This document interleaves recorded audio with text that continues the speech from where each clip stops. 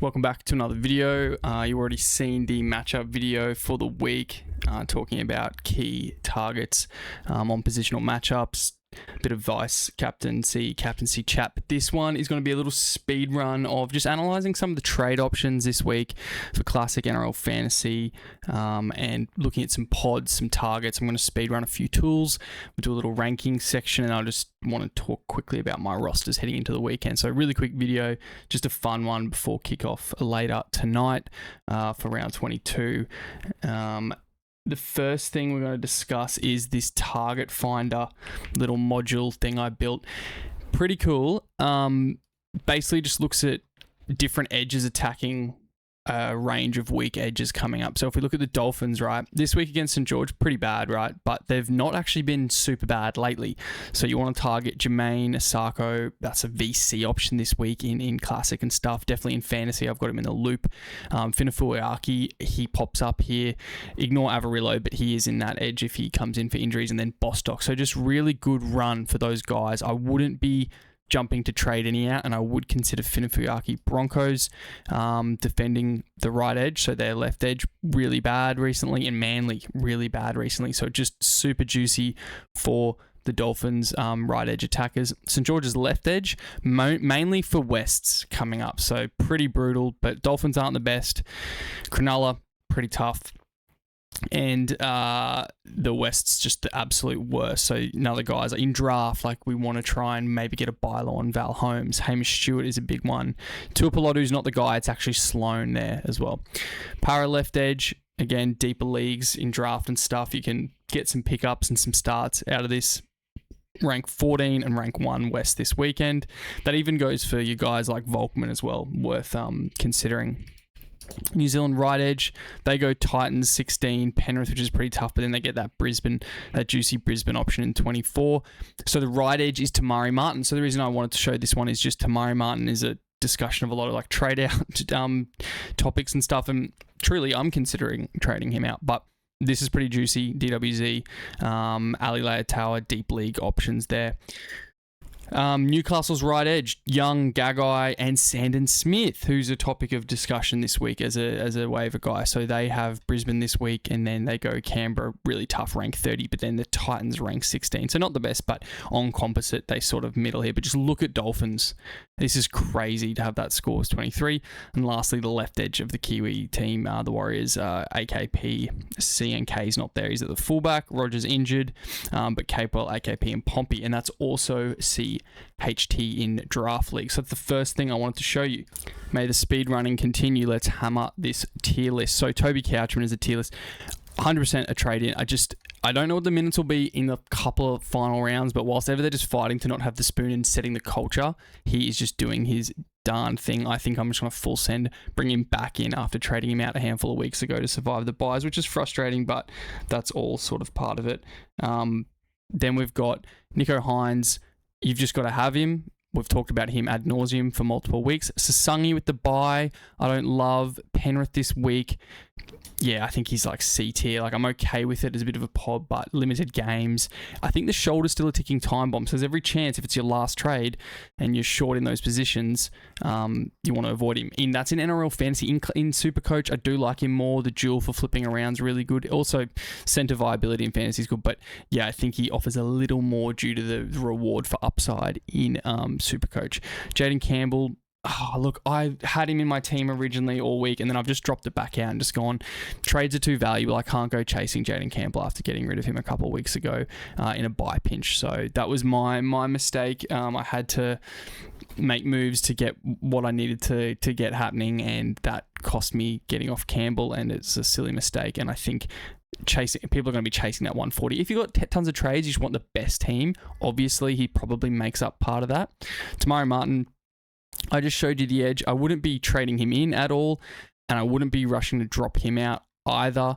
It is without like goal kicking stuff. I don't love him as much, but I'm not going to say he's bad just because that edge opportunity. He could go large this weekend, and there's scope for him to go large further down the track.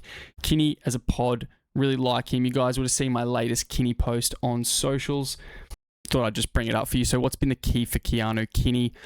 without Ilias, averaging 81 in 9 games, and with Lockie Ilias at the start of the season, he averaged 68. So it's just been a story of sort of two halves of the season. One with a really bad halfback and the team underperforming, and two with him sort of coming into form and the team being overall better, and Zane Harrison doing a much better job there. This is really cool. So this scatter plot, it combines creation, which is line break assists, try assists, and offloads as well as running, which is meters and line breaks and stuff. And Kini is just elite when we look at that type of stuff. And that is, look at the fantasy names there: Ponga, Elite, Tedesco, Fa'alongo, Kini. They're your gun guys. Obviously, Drinky's a gun, Walsh is decent, and Edwards is a bit of a gun, but you can see that top right corner, high running, high creation, usually what leads to big success. Now, you'll say, why is Kini's circle smaller than the others? Well, that's tries, and he really lacks the try scoring punch. His try scoring rate is really quite low, unfortunately, and when we see that improve just marginally, just give me 25% more, he's an outright gun. So Kini, very cool. Spoke about draft board stuff, but if you like these kind of deep dive stats, hit the follow on the Instagram, set notifications, so when we kick off season 2027, you're getting all the best advice ASAP straight into your feed. Okay, back on the tier list. Wishy, it's too late. I'm happy to start him as a player in draft. He's a pod, but don't go chasing Wishy Wonderland. Brailey, 100% benefits from here. Just a stalwart, no buyers. It's a no-brainer. Pascoe, I like the upside. The minutes are weird, and he's a tough bugger, but there's a few injury concerns. I'm fine. Like if there's a money issue between Brailey and Pascoe, that's fine. One guy I forgot to type in is Pattie, who I think is a bit too risky. I wouldn't be chasing that, but I think for money you can do it. I think he's the guy of their future. I think he's feasible, whilst not. I'd prefer it in that order: Brailey, Pascoe, Pattie, which is pretty standard. Preston I like. The left edge looks good. Not sure the right's the best, but he's just a bit of a stud. I'd take Couchman before Preston, given Preston's way cheaper. I think he's a tier A. Haas, I would go probably Couchman over Haas, depending on where you're at. Maybe Supercoach Haas pips Toby. In fantasy, I think Couchman, just with the duel and the team just kind of being set in their ways, so to speak, a little bit more reliable. Haas, what's the back end of the season look like? I don't know enough to kind of confidently say he's like a must-have in that format. All right, we're back. I'm in the Oracle now, just showing you my draft team heading to the weekend. I'm starting Crossland at hooker, Payne and Terrell, IPAP and Stewart. I had a question, Nat Butcher over IPAP. I think I'm just going to roll IPAP. Like, I'll watch that game, so I'll just pick the guy I can watch. Obviously, actually, I will watch tonight as well, but I don't really want to lock in Nat Butcher 50 or 60 on a Thursday night. I'd rather just let it ride, and on Saturday, just enjoy having Casey and IPAP there in my team, and in my other team, I got Tom Jenkins. So it'll be fun. So I'll just go for the fun option. Hamish Stewart, I love that he's entered Emerald. All my Oracle users know how good that feels when one of your boys works their way up into one of these top tiers. Emerald, he's on a heater too. He's got the hot streak. Happy days, Hamish Stewart. Nico's my captain. I'm R-maxing, if you know what that is, and just going straight C Nico. I'm not playing around on base guys. Nico can score 50 and I lose, whatever, but he can also score 100 plus, and that's fine. That's what I'm looking for. Tyrant, I'm going to play Tyrant over Jake Clifford. I'm fine with just the way he plays it, accumulates points. He's on the hot streak with Nico and my boy Hamish Stewart. My backline is super frustrating. On paper, if you told me at the start of the season I would have Casey McLean, KL Iro, and Mark Nwonga-Nitawaze heading into finals, I'd say game over. But they just haven't been good, have they? Mark Nwonga-Nitawaze with a form score of 44, just terrible. Projected 55 this week in my modelling. Iro's been a little better with a form score of 70, projected 69. Nice. Favourable and elite, which is nice. Casey's also got favourable, so they have the matchups this weekend. But the form of 47, just diabolical. Origin has cooked Casey and Mark. Hopefully they can get a bit of a wet sail on the run home. And I got the hot boy Reece Walsh. So I traded Kini for Walsh several weeks ago. It's been a huge mistake. Look, I make a lot of moves. This team is so far from my drafting. That's how I play. I love having fun. I love trading, chatting to my mates in my league, workshopping trades. If I just held my team all season, super boring. But it comes with risk. Some things pay off. Like preseason, I did a trade for Nico. I wanted to draft him. He went way too expensive in our auction league, so I just traded for him after the draft, which was fine. I gave up a lot and got him back. I was happy to do that. Terrell, I didn't draft, but that's sort of now I might look silly giving away team Keano plus Ronaldo plus something else for Terrell. Now I look kind of dumb because Ronaldo's been awesome and I could use him in this backline. So I do a lot of trades and they sometimes work. Many times they don't. Reece Walsh has been a time they don't. The bench is hot though. We've got Natty, we've got Wong, Clifford, Jethro Rinakama. You'll see something on socials tonight about Jethro. Keep your eyes peeled. Quite like the kid. Could be wrong on him. It's early days, small sample, but keep your eyes peeled on the socials. Read Jethro. I think he's a good little stash. Isaiah Ayongi. I just love him. He's always there. I just can't start him over Walshy for fun. But depending how the matchup's going, if I'm absolutely humming, maybe I just sit Walshy if I'm scared of a 20 or whatever. Upside wise though, this weekend I think I might need it. I'm playing a guy with a couple of studs in his team, so I might chase the Dragon with Walshy and let Iongi score 100 on me bench.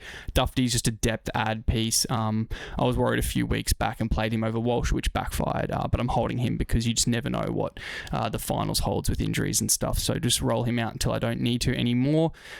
That's one team.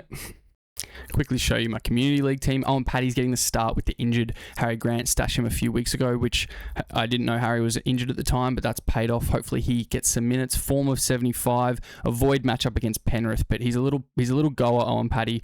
Hopefully he plays 60 plus minutes and gets me a 55 plus. Payne again in this league. I'm really going all in on the Payne train. Arama Ho gets a start for now over AFB because AFB's minutes have been a bit unreliable. The back row is pretty nice. Bit up and down. Katonga has dipped a little bit in form at 65, which is still above his average, which is okay. Aaron Clark again his form's dipped, his average is dipped, but I got him in a trade and just hoping for a bit of upside for Aaron. It isn't happening. Maybe this will be the week against his former club. Revenge game, Aaron Clark, please. And then Xavier, been a great pickup in this league. Done wonders for me. Need him to keep doing his thing. He's on the hot streak. So a lot of silvers. Tom Dearden, absolute heartbreaker. Traded for Dearden and it has just gone from bad to worse. It was brilliant on paper. He came back. I was all excited. Now it's just diabolical. Blaze is in there, but he's actually not in there. I'm playing Jack Cogger there for Blaze just to see if it's a 1 week thing or if Blaze has dropped rest of season. I don't really care. It's 5/8, whatever. Backline's started really hot. It's been mid now. Form of 57 for Bostock sort of tells the story. He's kind of been on the slow decline after a really hot start as a centre.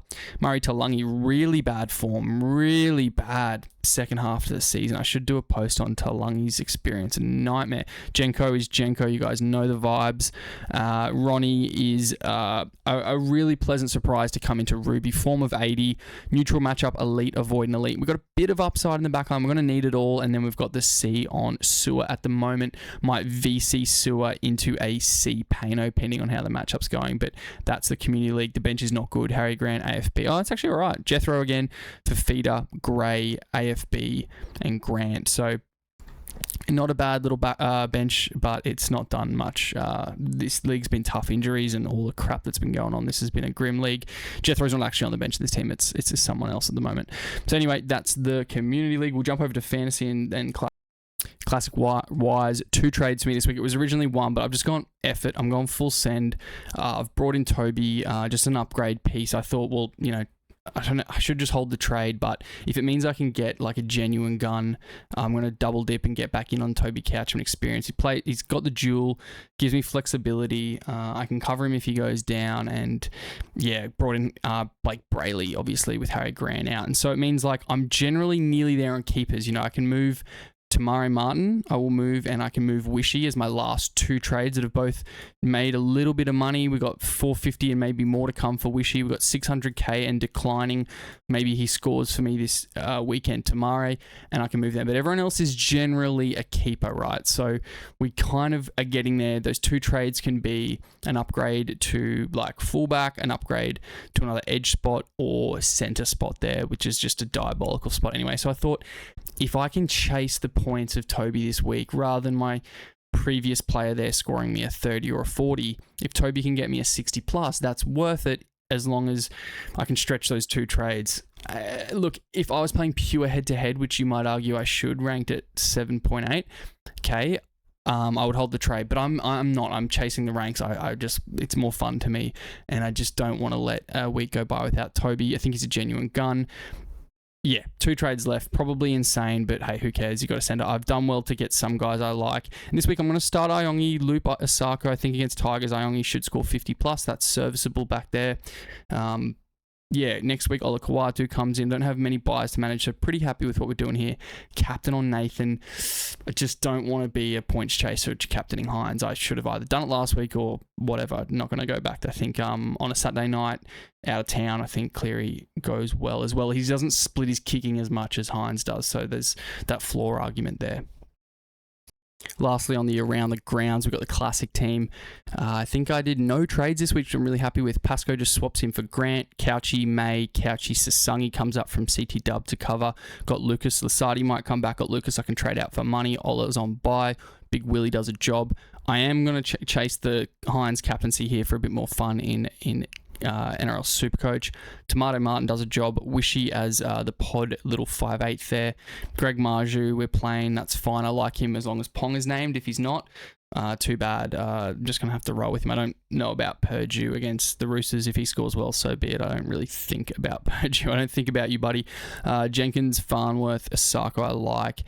BC Walsh at the moment, like doing the Walsh into Hine just to chase some stuff. I think Asako's the play. Asako, I love the matchup. Data-wise, it's all Asako, but I don't love him without Isaiah Katoa, and therefore I'm just going to do something a bit different and go Walshy into Nico. If I change my mind tomorrow, I might go Suafa'alongo playing at home, but the team, it's a bit diabolical, so I'd rather chase the chance of a Walshy 140 personally. So that's what we're doing here. Drinky in the reserves I'm okay with. I was thinking about a VC on Drink, but I'll just let him cook in the reserves and see how it goes. So that's it. That's the around the grounds. You saw some edges to target for your trade-ins. You saw me just ranking a few of the trade-in options across draft, fantasy, classic, supercoach, all that stuff. So just want to do a quick little video at the end of the week, give you something to watch before kickoff tonight.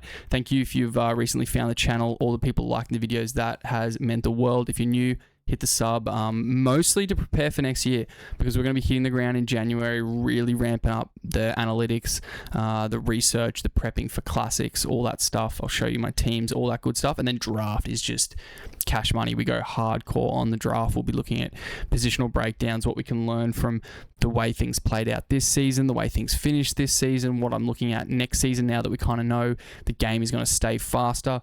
We will pivot to a little bit more of an upside approach. You'll have an ability to kind of import my draft board directly into your board in the Oracle. All that cool stuff is coming your way. So yeah, hit sub, hit the little bell thing, and we'll keep pumping out a couple of videos a week for the rest of the season. Unless losing draft makes me too depressed. It's been known to happen. I can tap out. So yeah, thanks for watching along. Good luck this weekend in your matchups. Any questions, chuck them in the comments. I'll keep an eye on them tonight before kickoff if there's any last minute trades, and obviously tomorrow if you've got a few questions around draft pickups or moves. But otherwise, good luck everyone. Thank you again for watching.